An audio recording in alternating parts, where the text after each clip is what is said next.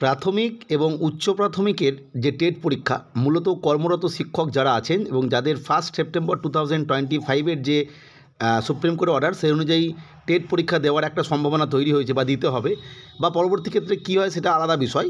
এই মুহূর্তে যে তথ্যটা উঠে আসছিল যে বিভিন্ন রাজ্য স্পেশাল টেটের ব্যবস্থা করছে বা বিভিন্ন রাজ্য এই টেট রিগার্ডিং নোটিফিকেশান প্রকাশ করছে, সেই জায়গা থেকে ইম্পর্টেন্টভাবে বেশ কিছু রাজ্য নোটিফিকেশান প্রকাশ করলেও স্পেশাল টেটের ব্যবস্থা করেনি বা যে নিয়ে অনেকেই ভাবছিলেন যে উচ্চ প্রাথমিক বা প্রাথমিক এই যে ফেজের টেট পরীক্ষাটা আলাদা করে হতে পারে কর্মরত শিক্ষকদের জন্য, সেটাও কিন্তু নয়।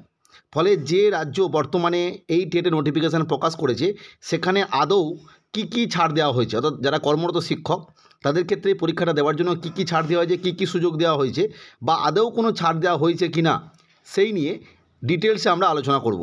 ফলে যারা কর্মরত প্রাথমিক এবং উচ্চ প্রাথমিক শিক্ষক এবং যারা ভাবছেন যে টেট পরীক্ষা দিতে হতে পারে তারা অবশ্যই ভিডিওটি দেখুন।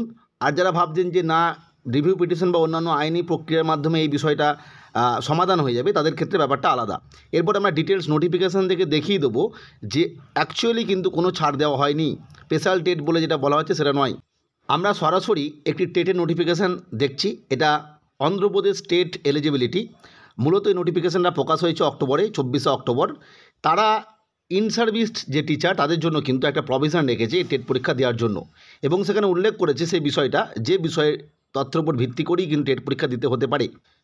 সেই জায়গা থেকে তারা যে প্রভিশনটা নিয়ে এসেছে, ইন সার্ভিস টিচার যারা গভর্নমেন্ট এবং প্রাইভেট স্কুলে, প্রাইভেট এডেড স্কুলে, অবশ্যই প্রাইভেট স্কুল নয়, গভর্নমেন্ট এবং প্রাইভেট এডেড স্কুলে যারা চাকরি করছেন তাদের ক্ষেত্রে কি ছাড় দেওয়া হলো সম্পূর্ণভাবে উল্লেখ করা হয়েছে।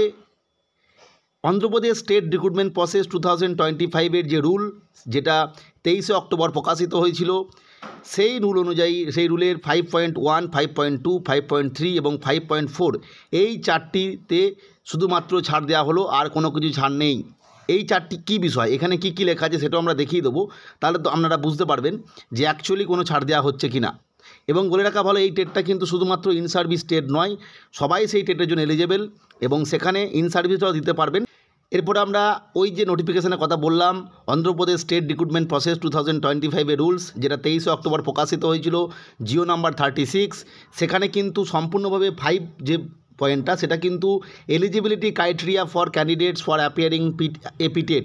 মনে রাখতে হবে আমাদের পশ্চিমবঙ্গের ক্ষেত্রে যেমন আলাদা আলাদা করে টেট হয়, WB TET, upper primary TET, অন্ধ্রপ্রদেশের ক্ষেত্রে এই টেটের প্রক্রিয়াটা কিন্তু সম্পূর্ণ একই সাথে প্রসেস হতে, এখানে 1 to 5 একটা রকম হয়, 6 to 8 একরকম হয়, অর্থাৎ 6 to 8 স্পেশাল এডুকেশন যেটা তাদের টেট একই, অর্থাৎ একই সঙ্গে সমস্ত টেটের প্রক্রিয়াটা হয়। তো 1 to 5 special education, 1 to 5 normal section, 6 to 8 normal section এবং স্পেশাল এডুকেশন, চারটে টেট কিন্তু একই সাথে হয়।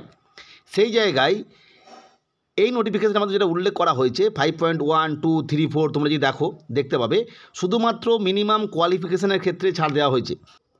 এই মিনিমাম কোয়ালিফিকেশানে ছাড় দেওয়ার মানে এটাই, এই মিনিমাম কোয়ালিফিকেশানে ছাড় বা না দিলে হয়তো অনেক শিক্ষকই এই কোয়ালিফিকেশানের মধ্যে নেই, হয়তো তারা পূর্বে কোনো বিষয়ে পাস করেছিল, সেই সময় অত নাম্বার পায়নি, ফলে তারা পরীক্ষায় বসতে পারবে না।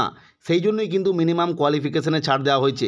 সহজভাবে যদি তোমাদের বোঝাই, পশ্চিমবঙ্গের ক্ষেত্রে প্রাইমারি এবং সেকেন্ডারি অর্থাৎ আপার প্রাইমারি ক্ষেত্রে অনেক আগে যারা পাস করেছে তাদের এইচএস পাসের একটা ব্যাপার ছিল, সেটাকে ছাড় দেওয়া হয়েছিল যারা পূর্বের টিচার, বা 2 ইয়ার্স ডিএলএডের ক্ষেত্রে মানে প্রাইমারি সেকশনের কথা বলছি, সেখানে 1 ইয়ার যারা করেছে তাদেরকে 1 ইয়ার ব্রিজ কোর্স করতে হয়েছিল পরবর্তী ক্ষেত্রে, কিন্তু সেক্ষেত্রে অনেকে ছাড় দেওয়া হয়েছিল।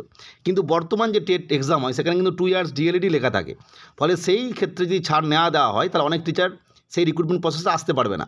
ফলে মিনিমাম কোয়ালিফিকেশান এবং এজ এই দুটো বিষয়ে ছাড় দেওয়া হয়েছে, যে ছাড় দেওয়াটা স্বাভাবিক, যে ছাড়টা না দিলে অনেক টিচার মানে এই পরীক্ষায় বসতে পারবে না, সেক্ষেত্রে ছাড় দেওয়া হয়েছে। কিন্তু কোনোরূপ কোয়ালিফাইং যে নাম্বার অর্থাৎ কত নাম্বার পেলে পাস করবে সেটা কিন্তু ছাড় দেওয়া হয়নি। যেমন অন্ধ্রপ্রদেশ স্টেটের ক্ষেত্রে 3টে স্ল্যাব আছে, কিন্তু পশ্চিমবঙ্গের ক্ষেত্রে 2টো স্ল্যাব আমরা জানি, প্রাইমারি বা আপার প্রাইমারি যাই বলো না কেন। রিজার্ভ ক্যাটাগরির ক্ষেত্রে 85% পেতে হবে 150-এর মধ্যে, অর্থাৎ 82.5, এবং আনরিজার্ভ ক্যাটাগরির ক্ষেত্রে 60%, দ্যাট মিনস 90। অর্থাৎ পরীক্ষা কিন্তু এখানে একই সাথে হচ্ছে, অন্ধ্রপ্রদেশ স্টেটের কথা বলছি, কোনো স্পেশাল টেট নয়, সেই একই কোশ্চেন সবাই পরীক্ষা দেবে, ফ্রেশার্স, ইন সার্ভিস সবাই, শুধুমাত্র এলিজিবিলিটি ক্রাইটেরিয়া অর্থাৎ কোয়ালিফিকেশান যেটা অর্থাৎ এডুকেশনাল কোয়ালিফিকেশান এবং প্রফেশনাল কোয়ালিফিকেশান এবং এজ, এই 3টে সাধারণ বিষয়ে ছাড় দেওয়া হয়েছে। এবং যে ছাড়টা না দিলে হয়তো অনেক টিচার পরীক্ষায় বসতেই পারবেন না, সেই জন্যই ছাড় দেওয়া হয়েছে। ফলে আবারও বলছি, যারা ভাবছেন টেট পরীক্ষা দিতে হবে তারা এখন থেকেই নিজের মতো করে প্রিপারেশান নিতে পারেন। আর যারা অবশ্যই ভাবছেন যে আইনি প্রক্রিয়ার মাধ্যমে সমস্যাটা মিটে যাবে, তারা আপনাদের মতো নিজেরা সিদ্ধান্ত নেবেন। অবশ্যই পরবর্তী আপডেটের জন্য চ্যানেলটিকে সাবস্ক্রাইব করে রাখবেন। ভিডিওটি দেখার জন্য প্রত্যেককে অসংখ্য ধন্যবাদ।